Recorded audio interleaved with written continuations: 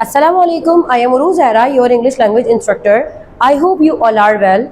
In this advanced spoken structure, you will learn कि ऐसे sentences हम कैसे बनाएंगे।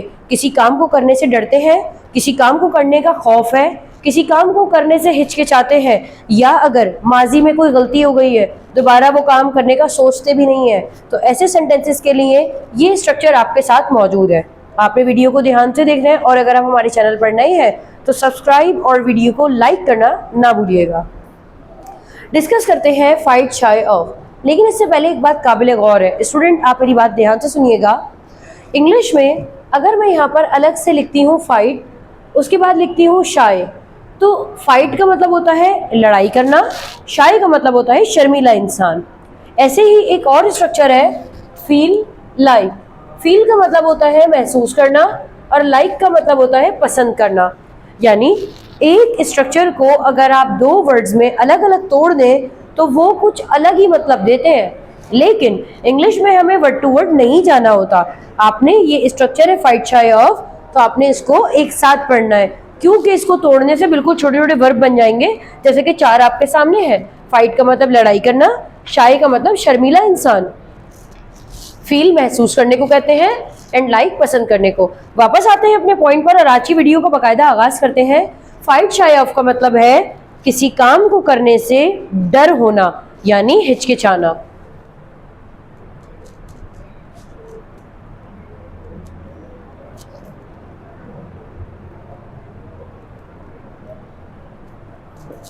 किसी काम को करते हुए डरना। स्टूडेंट, मैं वीडियो में आगे बढ़ने से पहले आपसे ये बात कहूंगी कि आपने प्रेजेंट सिंपल के रूल को याद रखना है। प्रेजेंट सिंपल का रूल क्या कहता था? डू एंड डस का हम इस्तेमाल करते हैं, और सेकंड रूल क्या था कि ही शी इट के साथ हम एस का या ई एस का इजाफा करते हैं। फॉर्मेट यहाँ पर है सब्जेक्ट के बाद फाइट शाय ऑफ, इसके बाद वर्ब फोर्थ फॉर्म, एंड इसके बाद ऑब्जेक्ट। स्टूडेंट, अगर मैं आपसे कहूँ कि इसका नेगेटिव बनेगा तो पहले डू आएगा, इसके बाद डज आएगा, then not, then fight shy of, then verb की fourth form and object. Student, एक बात भी काबिल गौर है कि हमेशा टू के बाद वर्ब की फर्स्ट फॉर्म आती है, अदरवाइज ऑफ, विद, इन, या ऐसे वाले जो स्ट्रक्चर्स होते हैं एट, इनके बाद वर्ब की फोर्थ फॉर्म आती है। तो आप देख सकते हैं यहाँ पर ऑफ के बाद वर्ब की फोर्थ फॉर्म आई है। चाहे आप प्रेजेंट की बात करें या आप पास्ट की, आपको पास्ट ही बताऊंगी, लेकिन अभी आप प्रेजेंट को समझे। आप इसमें ऑन का भी इजाफा कर सकते हैं। आपने कीप ऑन और फील लाइक का भी देखा था। तो ऐसे तमाम स्ट्रक्चर्स के बाद वर्ब की आप देख सकते हैं कि फोर्थ फॉर्म आती है, अदरवाइज टू के बाद वर्ब की फर्स्ट फॉर्म आती है। स्टूडेंट, मैं बिल्कुल बच्चों की तरह यानी बेसिक बेसिक करके बता रही हूँ, तो आपने बोर्ड पर तवज्जो देनी है। ये बात आपको पता है कि do I we you they के साथ आता है और डज ही शी इट के साथ आता है।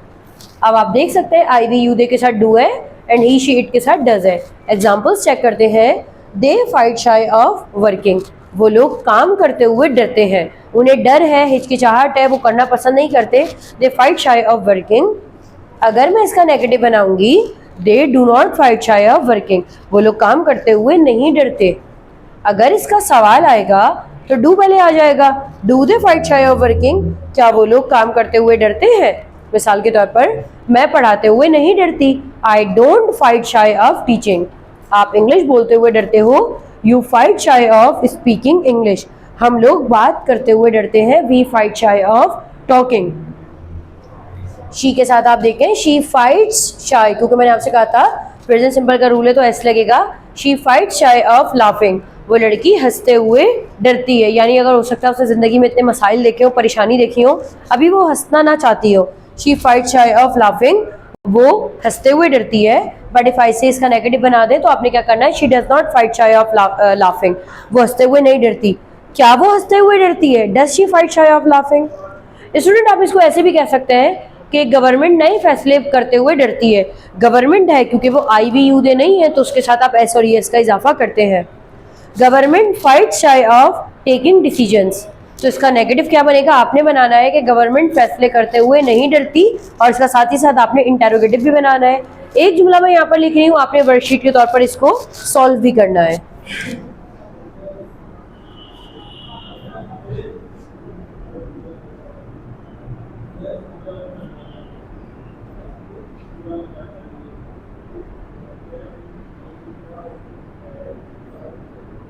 हम लोग नई ज़बान सीखते हुए डरते हैं, और मैंने यहाँ पर कहना है कि हम लोग नई ज़बान सीखते हुए नहीं डरते, तो इसका नेगेटिव आपने बनाना है। अगला सेंटेंस है,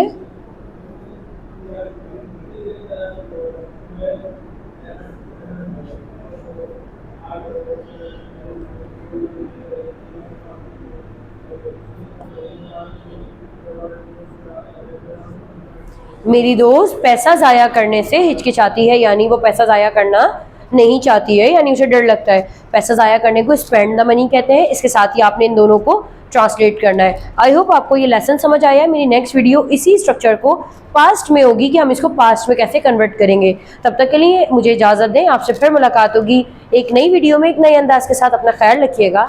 अल्लाह हाफ़िज़।